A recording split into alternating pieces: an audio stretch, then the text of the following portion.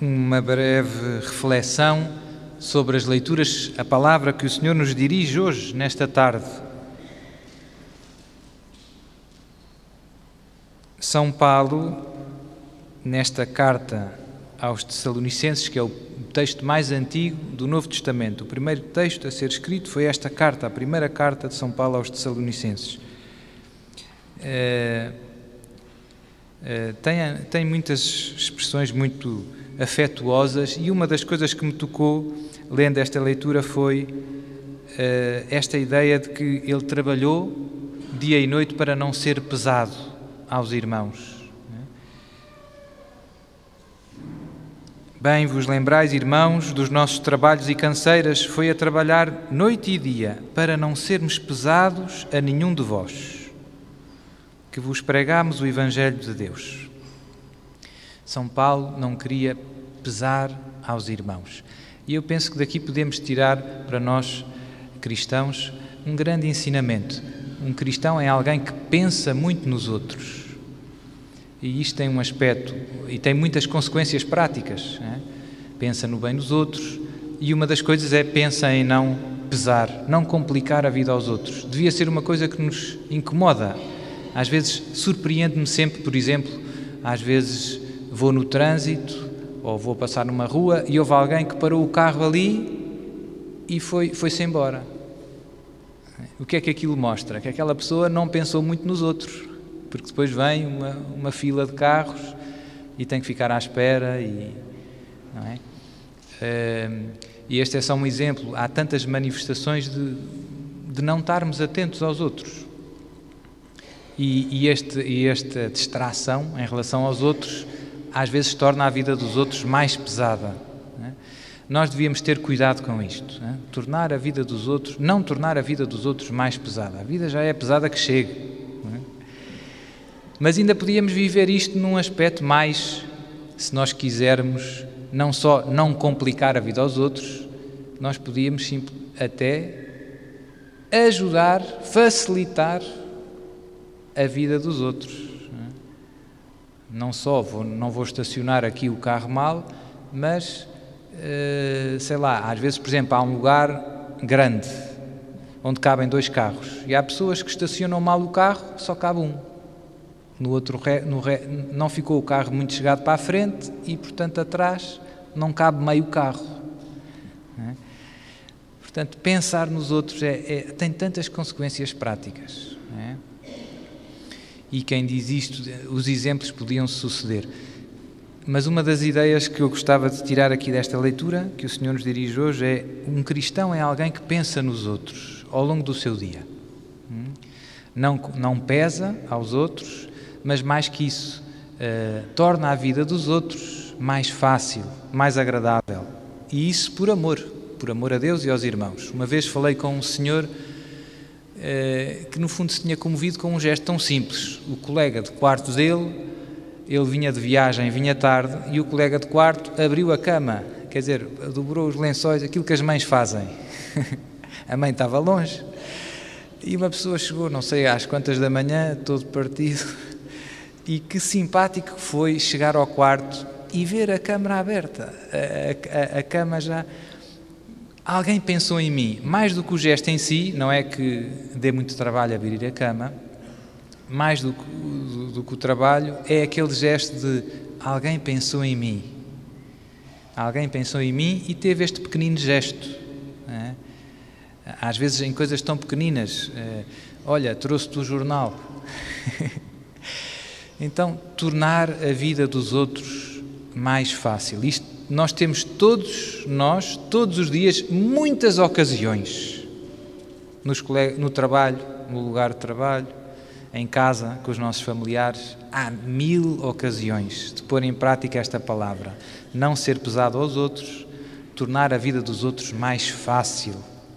Coisas tão pequeninas que são manifestações tão bonitas do amor. O amor é sempre muito concreto. No Evangelho, Jesus faz uma repreensão forte aos fariseus e aos escribas. Eu gosto sempre de explicar brevemente os escribas quem eram. Eram os os especialistas da Bíblia da altura, eram os teólogos, eram os sábios da altura. E os fariseus quem eram? Eram um grupo, o que equivaleria hoje a um movimento, né? Ou uma associação que nós temos, né? Como se fossem os escoteiros, ou uma associação dentro da Igreja, dentro do povo de Deus, que eram especialmente fervorosos na observância da lei de Moisés. Ou seja, eles conheciam bem a lei e viviam bem, e faziam um esforço para pô-la em prática a sério. E, estranhamente, nós podíamos dizer, então, se os escribas eram os especialistas, conheciam a lei de Deus, e os fariseus eram os entusiastas, digamos assim, Jesus zanga-se, repreende-os em muitas ocasiões. E, neste caso, qual é a repreensão? É a duplicidade de vida. Ai de vós, escribas e fariseus hipócritas, porque sois semelhantes a sepulcros caiados de branco. Por fora parecem belos, mas por dentro estão cheios de ossos de mortos e de toda a podridão. Assim também vós. Por fora pareceis justos aos olhos dos homens, mas por dentro estáis cheios de hipocrisia e de maldade. Pareciam pessoas boas e santas, faziam longas orações, jejuns, conheciam bem a lei de Deus, sabiam ler. E Jesus diz que eles parecem bons, mas por dentro está tudo podre. A imagem é muito forte de Jesus, um sepulcro, não é? Caiado de branco, todo bonitinho por fora, e por dentro está tudo morto. Não é?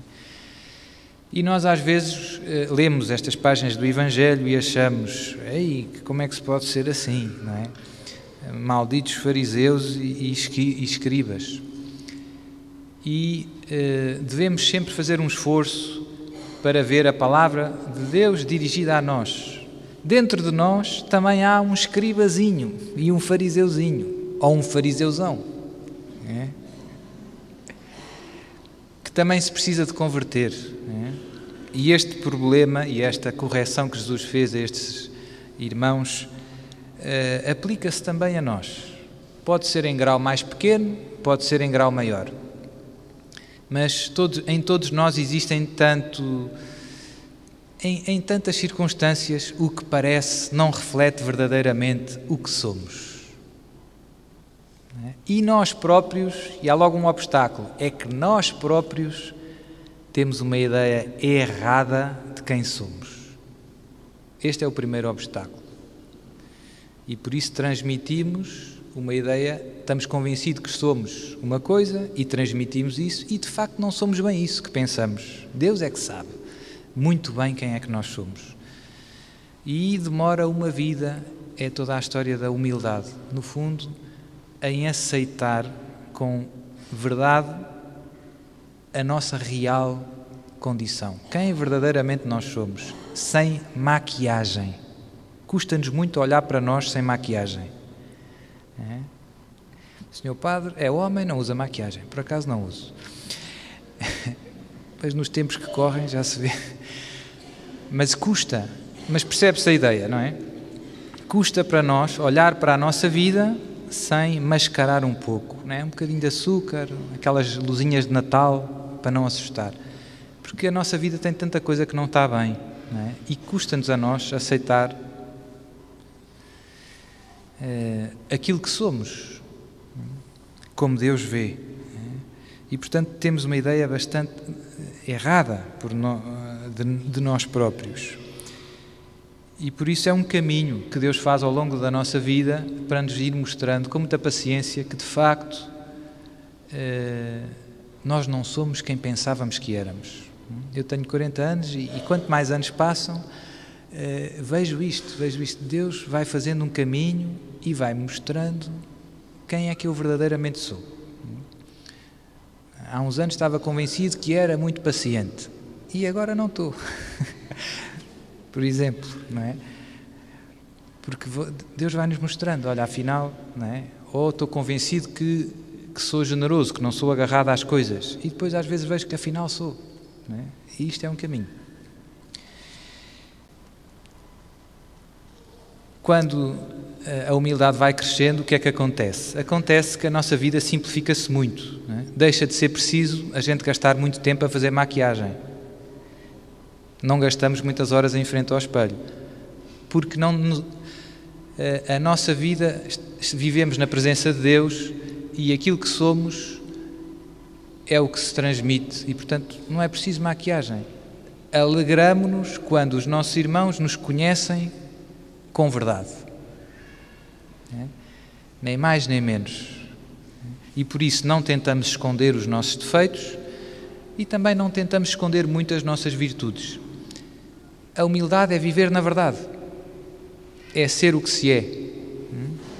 Jesus louva ontem, ou antes de ontem, segunda-feira, era a festa de São Bartolomeu, em que Jesus louvou. Aqui está um verdadeiro israelita em quem não existe fingimento, ou seja, o que se vê é o que é, não tem filtro. E a humildade leva-nos para aí. Isto parece que é um trabalho fácil, mas é um trabalho lento e às vezes um bocado doloroso, porque é difícil aceitar a verdade às vezes sobre nós próprios.